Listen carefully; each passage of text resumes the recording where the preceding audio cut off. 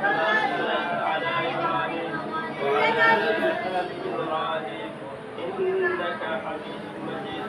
اللهم بارك على محمد وعلى آل محمد كما باركت على إبراهيم وعلى آل إبراهيم إنك حميد مجيد. أستغفر الله الذي لا إله إلا هو الحي القيوم وأتوب إليه.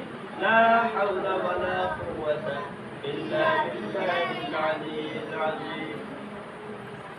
الحمد لله رب العالمين. ربنا ظلمنا أنفسنا وإن لم تغفر لنا وترحمنا لنكونن من الخاسرين.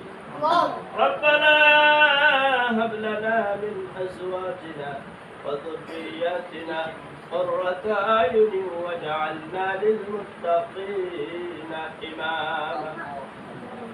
আল্লাহ তাআলা কোরআনের পাখিদের নিয়ে দীর্ঘক্ষণ যাবৎ কালামুল্লাহ শরীফের তেলাওয়াত হলো, তোমার হাবিবের উপর দরুদ ও সালাম পাঠ করা হলো, দোয়া দরুদ তাসবিহ তাহলিল যা কিছু আমল করা হয়েছে আল্লাহ বন্ধুরকে মার্জনা করে দয়া করে তুমি কবুল করে না। আল্লাহ তাআলা অনেক মূল্যবান নসিহত পেশ করা হলো তালিবুল ইলমদের জন্য।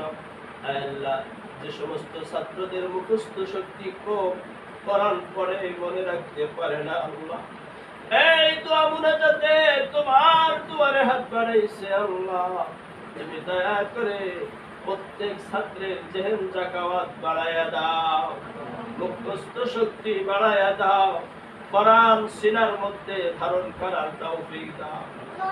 আয় রব্বে করিম, অনেক গার্ডিয়ানের আশা তার সন্তান কোরআনের হাফেজ হবে, আলেম হবে, কোরআন পড়ে পড়ে শোনাবে, মায়ের কলিজা ঠান্ডা করে ফেলবে।